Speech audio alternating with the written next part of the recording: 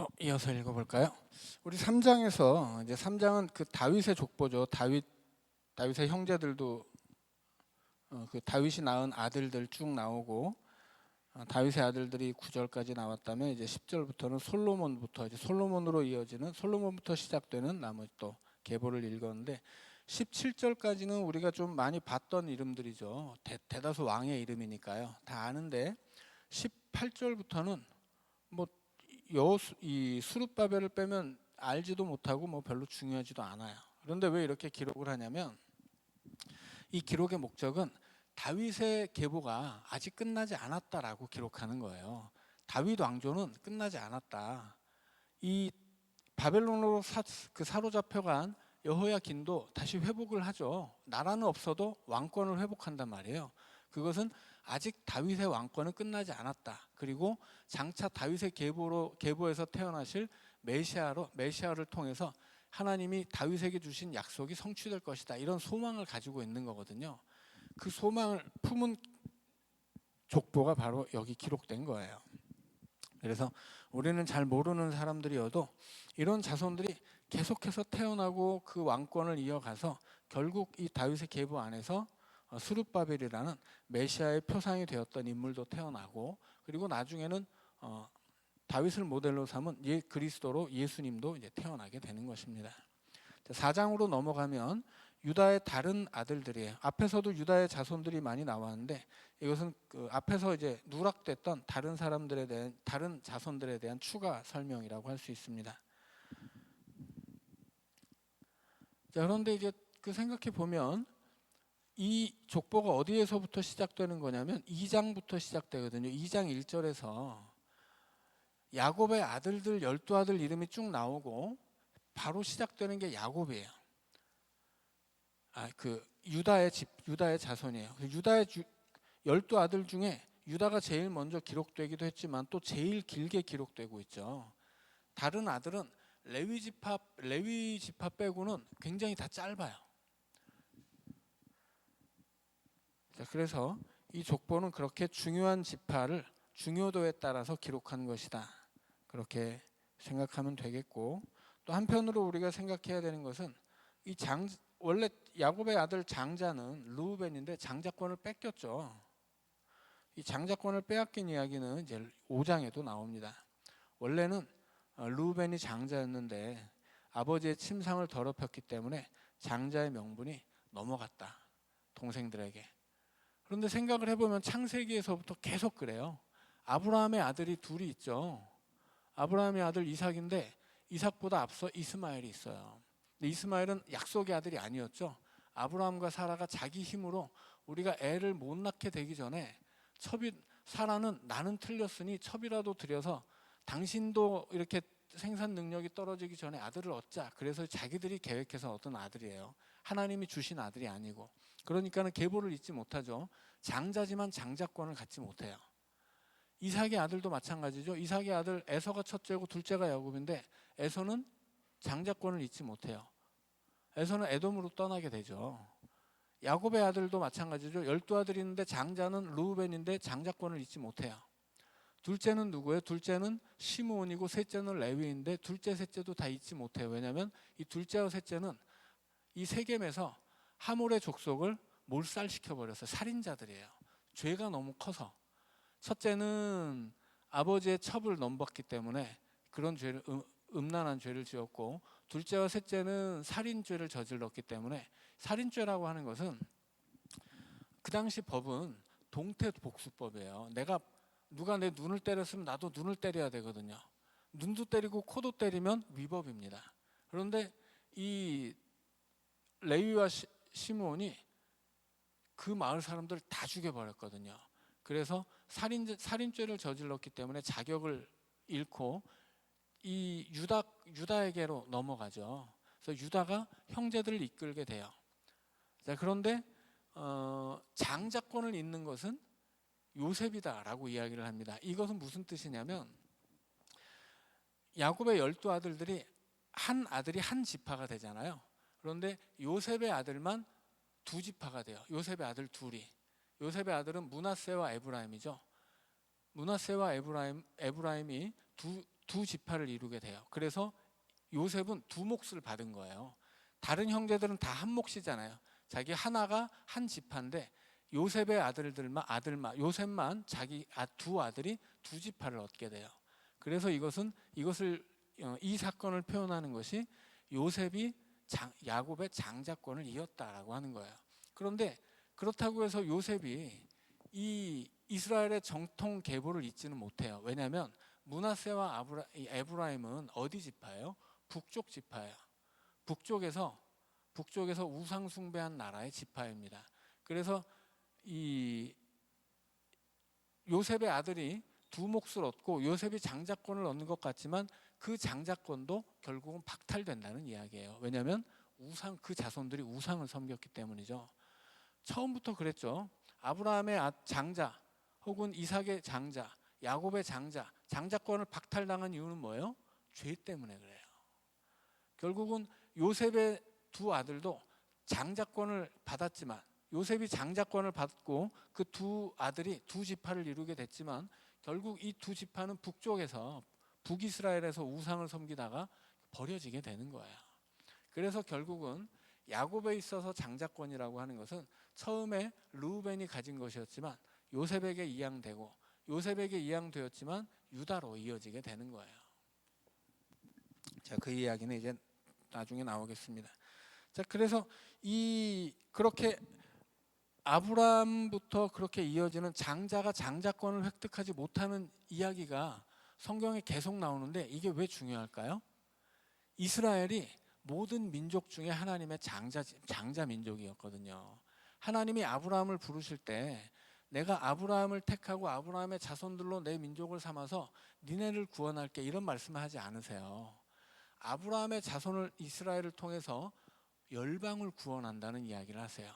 그래서 열방을 위한 모든 민족을 위한 복의 시초가 되는 민족, 그게 이스라엘이에요. 그러니까 이스라엘은 이 세상의 모든 민족은 다 하나님이 창조하신 사람들이잖아요. 그러니까 하나님이 창조하신 그 모든 사람들 중에서 하나님이 아브라함을 불러요, 먼저. 그래서 이 아브라함을 불러서 그의 자손을 이 장자 민족으로 삼고 이 장자 민족이었던 이스라엘을 통해 열방을 구원할 계획이었다는 거예요. 그게 하나님이 아브라함을 부르실 때 약속했던 거예요. 그래서 하나님은 이스라엘을 통해 열방을 구원하려고 하는 것이지 이스라엘만 구원하려고 했던 게 아니라고 하는 거죠. 그런데 어떻게 돼요? 이스라엘이 망해버려요. 왜 망합니까? 하나님을 배신하기 때문이죠. 그러니까는 이스라엘의 역사 안에서 장자들이 죄를 지으면 장자권을 빼앗긴 이야기들을 계속 반복하는 것은 이스라엘의 역사에 대한 교훈인 거예요. 이스라엘이 그렇게 죄를 지으면 장자 민족이어도 하나님이 어떻게 해요? 북왕국 이스라엘을 아수르로 멸망시켜버리고 남왕국 유다는 바벨론으로 멸망시켜버린단 말이에요. 그러니까 그렇게 이스라엘의 조상들의 이야기 안에서 한 명도 제대로 장자가 장자권을 잇지 못하는 그 역사를 보여주는 것은 너희들이 그것을 역사의 교훈으로 삼으라고 하는 뜻이에요. 자, 4장입니다. 유다의 아들들은 베레스와 헤스론과 갈미와 훌과 소발이라. 여기서 갈미가 글루베이고 갈렙이에요. 자, 소발의 아들 르아야는 야핫을 낳고 야핫은 아후메와 라핫을 낳았으니 이는 소라 사람의 종족이며 에담 조상의 자손들은 이스라엘과 이스마와 입바스와 그들의 매제 하술렐보니와 그돌의 아버지 분우엘과 후사의 아버지 에셀이니 이는 다 베들레헴의 아버지 에브라다의 맏아들 홀의 소생이며 드고아의 아버지 아스홀의 두 아내는 헬라와 나아라라. 나아라는 그에게 아후삼과 헤벨과 데무나와 아하스다라리를 낳아 주었으니 이는 나아라의 소생이요 헬라의 아들들은 세렛과 이소할과 에드난이며 고스는 아눕과 소베바와 하룸의 아들 아하헬 종족들을 낳았으며 야베스는 그의 형제보다 귀중한 자라. 그의 어머니가 이름하여 이르되 야베스라 하였으니 이는 내가 수고로이 낳았다 함이었더라. 야베스가 이스라엘 하나님께 아뢰어 이르되 주께서 내게 복을 주시려거든 나의 지역을 넓히시고 주의 종으로 나를 도우사 나로 환난을 벗어나 내게 근심이 없게 하옵소서 하였더니 하나님이 그가 구하는 것을 허락하셨더라. 자, 유다 지파 안에 새로 이 추가된 그 앞에서 기록하지 않았던 누락자들을 이제 추가적으로 기록하고 있는데, 그 중에서 제일 처음으로 중요한 사람이 누구예요? 야베스죠. 야베스는 이제 우리가 많이 들어봤던 사람이에요. 그 야베스 앞에는 자꾸 이름을 읽으면 막 입이 꼬이는 족보인데, 드디어 이제 알만한 이름이 나온 거죠. 야베스. 야베스는 그의 형제보다 귀중한 자예요. 그의 형제가 누굴까요? 여기서 그의 형제는, 이 족보는 지금 이 족보는 팩트를 기록한 족보가 아니라고 말씀드렸죠. 팩트를 기록하는 족보면 장자부터 차례대로 나와야 되는 것인데, 그게 아니라 이 족보를 믿음으로 고백하는, 믿음으로 해석한 신앙의 족보인 거예요. 그래서 이 야베스가 형제보다 귀하다라고 하는 것은 진짜로 그 야베스의 친형제들을 얘기하는 것이 아니라, 지금 나오는 이 족보가 유다의 족보잖아요. 유다의 족보라고 하는 것은 남왕국 유다를 잇는 족보입니다. 그 반대편에 있는 사람들은 누구예요? 북왕국 이스라엘이에요. 그래서 야베스 이야기 안에서 그의 형제보다 귀중한 사람이다라고 하는 것은 야베스의 무슨 형이 누구냐 동생이 누구냐 이런 얘기를 따져야 되는 것이 아니고, 여기서의 형제는 북왕국 이스라엘을 이야기하는 거예요. 자, 이 야베스가 하나님께 기도를 하죠. 내게 복을 주시려거든 나의 지역을 넓히시고, 옛날에는 뭐 지경을 넓히시고 이렇게 번역이 됐었는데, 지역을 넓혀 달라는 것은 나에게 많은 땅을 달라는 이야기가 아니에요. 그래서 이 기도를 가지고서 많은 사람들이 하나님 앞에 땅 달라고 기도해도 주시나 보다, 이런 오해를 하는 분들이 많았었는데, 그런 얘기가 아니죠. 자, 하나님이 하나님의 자손들에게, 하나님의 백성들에게 주는 땅은 어떤 땅이에요? 무조건 많다고 좋은 게 아니에요. 하나님이 약속한 땅을 받아야 되는 것이지. 이스라엘 백성들은 무슨 애굽의 땅은, 땅으로 따지자면 애굽 땅이 더 좋죠. 바벨론 땅은 더 넓고. 그렇지만 하나님이 하나님의 백성들에게 주는 땅은 어떤 땅이에요? 하나님이 약속하신 땅이에요. 그러니까는 야베스가 내 지역을 넓혀달라고 했다고 해서 그래 땅은 많을수록 좋지 이렇게 생각하면 자본주의적인 해석이에요. 오늘 우리가 세상을 살면서 땅이 너무 좋기 때문에 그 땅의 마음을 빼앗긴 사람들이 그 땅에 욕심을 품고 이 구절을 보면 우리 하나님이 땅도 주시나 보다, 아이쿠 대박이네 이렇게 생각하는데, 그런 건 완전 착각인 거죠. 여기서 야베스가 구한 땅이라고 하는 건 뭐예요? 하나님이 약속한 약속의 땅이에요. 그런데 하나님이 이스라엘 백성에게 약속한 땅은 굉장히 넓은데, 지금 남왕국 유다는 어때요? 아주 그 중에 아주 작은 땅만을 가지고 있는 거예요. 왜 그래요? 그들의 믿음이 넓지 못했기 때문이죠. 믿음이 넓지 못하니까 약속한 넓은 땅을 받지 못하는 거예요. 그래서 지금 야베스의 기도는 뭐예요? 유다의 족보를 대표하는 야베스가 기도하는 것은 우리에게 더 넓은 땅, 하나님이 우리에게 약속해 주신 그 땅을 주세요라고 하는 거예요. 그러니까 이 나의 지경을 넓히시고는 나에게 많은 땅을 주세요, 그런 어처구니 없는 자본주의적인 기도가 아니고, 하나님이 약속하신 그 약속이 우리 민족에게 성취되게 해주세요라는 기도입니다.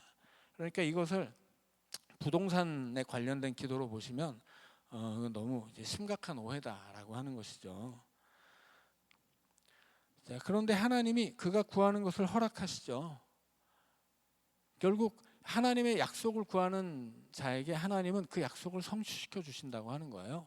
근데 그 약속은 누구로부터 성취되는 거예요? 그 땅에 오실 메시아로 인해서 성취되는 것이죠. 그래서 지금 이스라엘의 족보가 앞에서도 3장에서도 지금 이스라엘이 망해버리고 바벨론에 잡혀간 사람들 이야기가 나왔잖아요. 그런데 그럼에도 불구하고 다윗의 왕권은 끊어지지 않고 이어지고 있으며, 그들이 우리의 지역을 넓혀달라고 하는 하나님의 약속을 우리를 통해 다시 한번 이루어 달라고 하는 그 기도를 하나님은 응답하신다라고 하는 이야기를 하고 있는 것입니다. 그래서 야베스는 이 족보 안에서 이스라엘의 남왕국 유다, 그러니까 이스라엘의 정통을 잇는 남왕국 유다의 족보 안에서 이 말하자면 유명한 기도자인 거죠.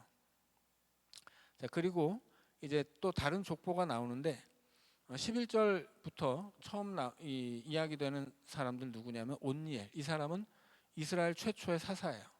14절에는 공장들이 나와요. 장인들이죠. 그 다음에 밑으로 내려가면 21절에서 세마포 짜는 자의 집 이런 얘기가 나오는데 방직업자예요. 23절에 토기장의 이야기가 나오고, 그러니까 앞에서 우리가 그 부살렐도 나왔었죠. 부살렐이 뭐예요? 하나님으로부터 성막의 모든 기물을 만들도록 명령을 받은 자예요. 자, 이 유다 지파의 족보 안에는 그렇게 이 남왕국 유다 안에서 기도자로 유명했었던 야베스, 이스라엘 최초의 사사였던 온니엘, 그리고 여러 장인들, 그들의 명단이 쭉 나오는 거예요. 그래서 이 유다 지파 안에서 이렇게 훌륭한 분들이 많았고, 유다 지파를 통해서 이스라엘은 그 명맥을 이어가고 있으며, 결국은 하나님의 약속이 그 하나님 앞에 신앙을 지켜가는, 소망을 품고 버리지 않는 이 유다 지파 안에서 이루어지고 있다라는 이야기를 족보를 통해서 하고 있는 겁니다. 자, 11절입니다. 수하의 형 글루비 무힐을 낳았으니 무힐은 에스돈의 아버지요 에스돈은 베드라바와 바세아와 이르나하스의 아버지 드힌나를 낳았으니 이는 다 레가 사람이며 그나스의 아들들은 온니엘과 스라야요 온니엘의 아들은 하닷이며 무오노데는 오브라를 낳고 스라야는 요압을 낳았으니 요압은 게라하심의 조상이라 그들은 공장이었더라. 온니엘 나왔고, 이제 공장 14절에 나오는 이름들이 다 공장 장인들의 이름입니다. 자, 15절입니다. 여분네 아들 갈렙의 자손은 이루와 엘라와 나함과 엘라의 자손과 그나스요. 자, 여기서 다시 한번 갈렙이 나오는데, 여기서의 갈렙은 여분네 아들이죠. 앞에서의 갈렙은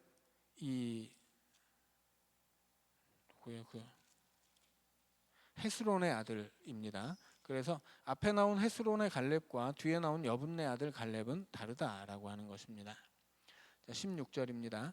여할렐렐의 아들은 십과 시바와 디리아와 아사렐이요 에스라의 아들들은 예델과 메렛과 에벨과 얄론이며 메렛은 미리암과 삼메와 에스드모아의 조상 이스바를 낳았으니 이는 메렛이 아내로 맞은 바로의 딸 비디아의 아들들이며 또 그의 아내 여후디아는 그돌의 조상 예렛과 소고의 조상 헤벨과 사노아의 조상 여구디엘을 낳았으며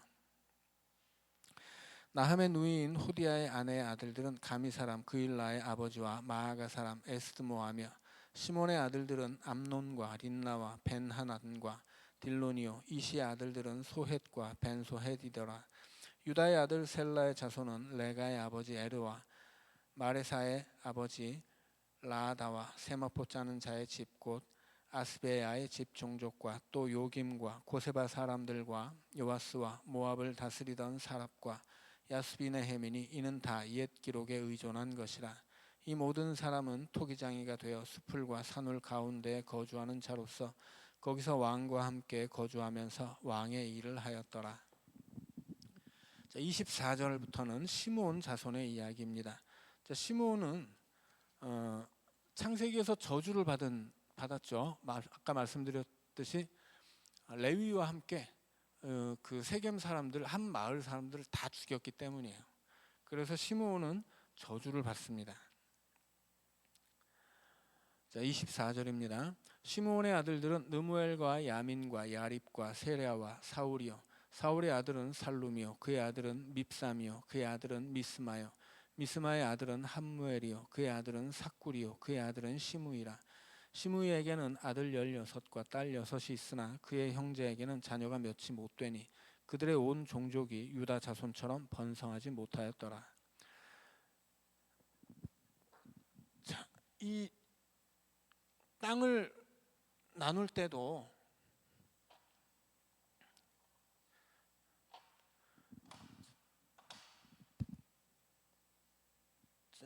이스라엘에서 땅을 나눌 때도 딱 반을 잘라서 이쪽은 남왕국 유다고 위쪽은 북왕국 이스라엘이었죠. 북왕국 이스라엘의 남왕국 유다에는 유다 지파와 이쪽 네게부 사막 쪽에 시므온 지파가 있습니다. 그래서 이 시므온 지파는 유다 지파가 차지한 땅의 한 그 부분을 차지한 거죠. 그래서 시므온 지파는 땅을 정복하는 전쟁을 벌일 때도 혼자서는 싸울 수 없어서 유다 지파가 우리가 같이 싸워줄 테니까 같이 가자. 그래서 이제 싸움을 하고 자기네 땅을 차지하게 돼요. 그런데 결국은 이 시므온 지파는 창세기에서 이 야곱으로부터 저주를 받고 그게 새가 강력하지 못하고 결국 이스라엘 역사 안에선 이 유다 지파에 흡수되고 맙니다. 그렇게 흡수되고 마는데 이 시므온과 함께 살인을 저질렀던 레위는 좀 다르죠. 레위 지파는 어때요? 레위 지파는 똑같이 죄를 지었지만 나중에 이 출애굽기에서 시내산 아래서 이스라엘 백성들이 황금 송아지 만들어 가지고 우상 숭배할 때 그 우상 숭배자들을 처단할 사람이 누구냐라고 모세가 외치자 레위 지파가 나서요. 그래서 너무나 안타깝지만 우상 숭배했던 형제들을 죽인 사람들이 레위 지파예요. 그래서 레위 지파는 그 후로 성막을 책임지는 지파가 되죠. 하나님 앞에서 예배와 이 율법을 수호하는 그 지파가 되고 다른 형제들과 다르게 온전히 하나님 앞에 바쳐져서 지파로 계수가 되지 않습니다. 그래서 레위 지파 대신 요셉의 아들들이었던 므낫세와 에브라임이 두 지파를 차지하게 되는 거죠. 그리고 이후로 레위 지파는 하나님 앞에 온전히 이렇게 바쳐진 그 장자 지파처럼 이렇게 모든 그 첫째는 다 하나님께 바쳐지잖아요. 그래서 장자를 대신해서 바쳐진 지파가 레위 지파가 돼요. 그래서 이스라엘의 모든 지파는 첫째 아들을 낳거나 혹은 짐승이 첫째를 낳으면 그 첫째는 하나님께 드려줘야 되는데 레위 지파가 대신 드려졌기 때문에 레위 지파에게 이 첫째 몫의 돈을 하나님 앞에 드려서 그 돈을 레위 지파에게 주게 되죠. 그래서 똑같이 시므온과 레위가 똑같이 그 많은 사람을 죽이는 살인죄를 지었지만 레위 지파는 다시금 하나님 앞에 이 신앙을 수호하기 위해서 칼을 빼들므로써 회복이 되고 시므온 지파는 회복이 안 되는 거예요. 그게 이제 이스라엘의 역사입니다. 4장 28절입니다. 시므온 자손이 거주한 곳은 부엘세바와 몰라다와 하살수알과 빌하와 에셈과 돌랏과 부두엘과 호르마와 시글락과 벨말 가봇과 하살 수심과 벳비리와 시아라임이니 다윗 왕 때까지 이 모든 성읍이 그들에게 속하였으며 그들이 사는 곳은 에담과 아인과 림몬과 도겐과 아산 5 성읍이요 또 모든 성읍 주위에 살던 주민들의 경계가 바알까지 다다랐으니 시므온 자손의 거주지가 이러하고 각기 계보가 있더라. 또 메소밥과 야물렉과 아마시아의 아들 요사와 요엘과 아시엘의 증손 스라야의 손자 요시비아의 아들 예후와 또 엘료에네와 야고바와 여소하야와 아사야와 아디엘과 여시미엘과 분하야와 또 스마야의 5대손 시무리의 현손 여다야의 증손 알론의 손자 시비의 아들은 시사이니 여기 기록된 것들은 그들의 종족과 그들의 가문의 지도자들의 이름이라. 그들이 매우 번성한지라. 그들이 그들의 양떼를 위하여 목장을 구하고자 하여 골짜기 동쪽 그 돌 지경에 이르러 기름지고 아름다운 목장을 발견하였는데 그 땅이 넓고 안정되고 평안하니 이는 옛적부터 거기에 거주해온 사람은 함의 자손인 까달기라.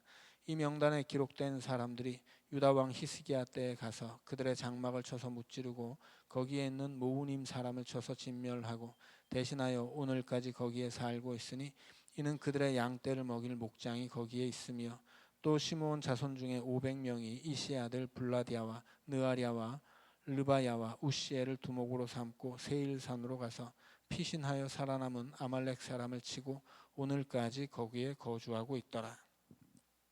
여기서 오늘까지라고 하는 말은 역대상을 기록한 시점까지다라고 하는 거죠. 결국은 이 시므온은 27절에서 말한 것처럼 시므온 지파는 유다 자손처럼 번성하지 못하고 자기들이 하나님에게 받았던 땅을 차지하지 못한 채 다른 땅을 차지했다고 하는 거예요. 뒤에 나오죠. 그래서 그들이 세일 땅을 차지하잖아요. 이것은 누구예요? 세일 땅은 에돔 족속이 차지했던 땅입니다. 땅 자체는 사실은 가나안 땅보다 좋은 땅이에요. 에돔은 에서가 차지했던 땅이잖아요. 그런데 하나님의 백성들이 약속의 땅을 벗어나서 엉뚱한 땅에서 살았다고 하는 거예요. 세력도 약하고. 그리고 결국은 없어지게 되죠.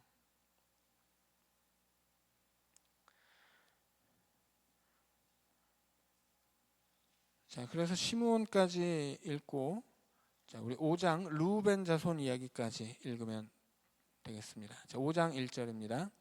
이스라엘의 장자 르우벤의 아들들은 이러하니라.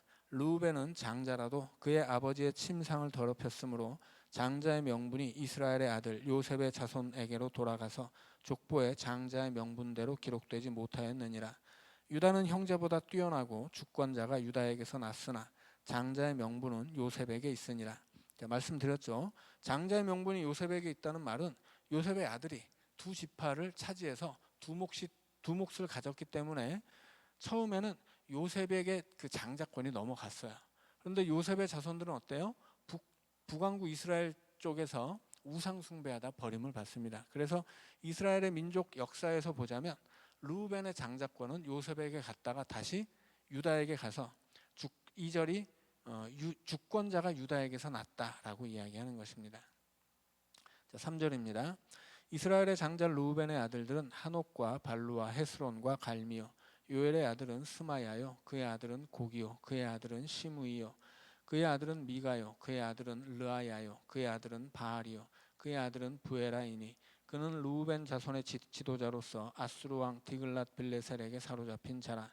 그의 형제가 종족과 계보대로 우두머리 된 자는 여이엘과 스가랴와 벨라니. 벨라는 아사스의 아들이요 세마의 손자요 요엘의 증손이라. 그가 아로엘에 살면서 느보와 바알무온까지 다다랐고 또 동으로 가서 거주하면서 유브라데 강에서부터 광야 지경까지 다다랐으니 이는 길르앗 땅에서 그 가축이 번식함이라. 사울 왕 때에 그들이 하갈 사람과 더불어 싸워 손으로 쳐 죽이고 길르앗 동쪽 온 땅에서 장막에 거주하였더라. 자, 5장에는 세 지파가 나오는데 르우벤 자손, 가세 자손, 므낫세 지파 중에 반 지파, 이 사람들의 공통점은 뭐냐면 요단강 동쪽 땅을 차지한 지파들입니다. 그래서 5장에는 요단강 동쪽 땅을 차지한 지파가 나오는데 이제 그 중에 첫 번째가 르우벤이고 갓은 원래 야곱의 아들들 중에선 7번째예요. 그런데 순서를 무시하고 지역에 따라서 묶어서 르우벤 다음에 나오고 있는 것입니다. 므낫세 반 지파는 므낫세 지파가 너무 커서 반은 요단강 서쪽에 자리를 잡고 반은 요단강 동쪽에 또 자리를 잡은 거죠. 그래서 므낫세 반 지파라고 부르는 것이죠. 이 르우벤이 아버지의 침상을 더럽혔다는 것은 아버지가 첩으로 들인 여종을 범했다는 이야기죠. 원래 레위기에 보면 아버지가 첩으로 들이면 종을 첩으로 들이면 그가 설사 종 출신이어도 어머니로서 대우를 해줘야 돼요.